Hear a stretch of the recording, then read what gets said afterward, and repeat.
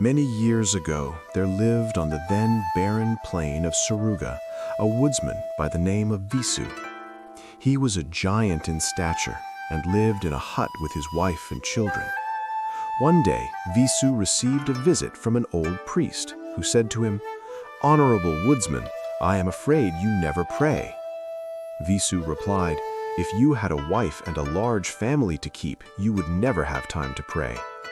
This remark made the priest angry, and the old man gave the woodcutter a vivid description of the horror of being reborn as a toad or a mouse or an insect for millions of years. Such lurid details were not to Visu's liking, and he accordingly promised the priest that in future he would pray. "Work and pray," said the priest as he took his departure. Unfortunately, Visu did nothing but pray.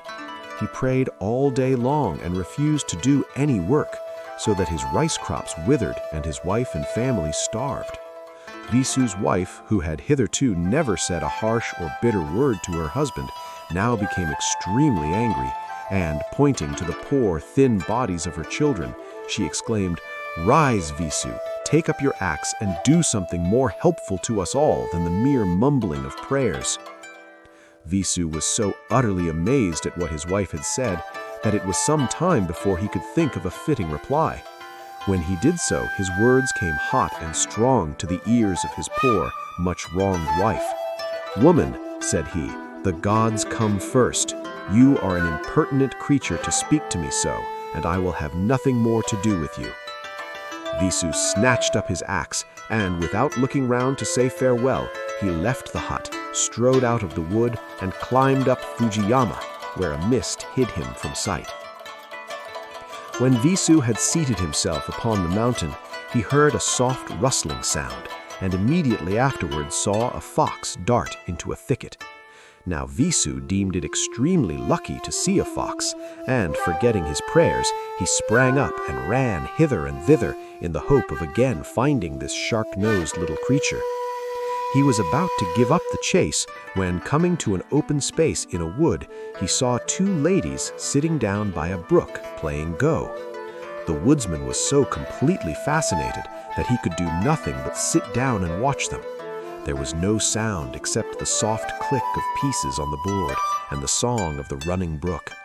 The ladies took no notice of Visu, for they seemed to be playing a strange game that had no end, a game that entirely absorbed their attention. Visu could not keep his eyes off these fair women. He watched their long black hair and the little quick hands that shot out now and again from their big silk sleeves in order to move the pieces.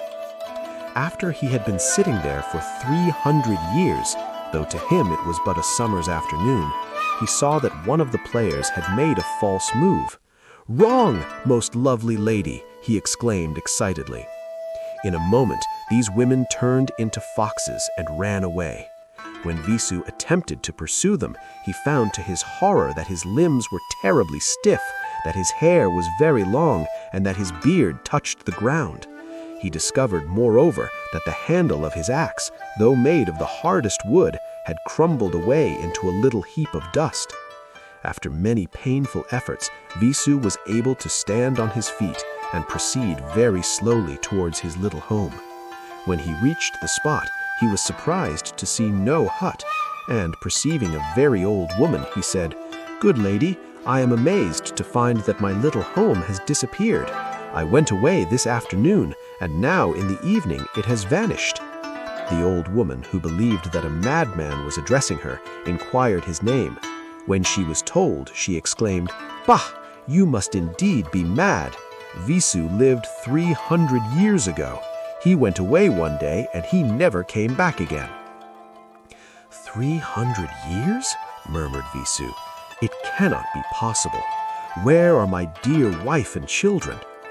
"Buried," hissed the old woman. "And if what you say is true, your children's children too.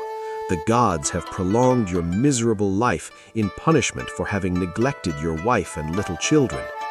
Big tears ran down Visu's withered cheeks as he said in a husky voice, "I have lost my manhood.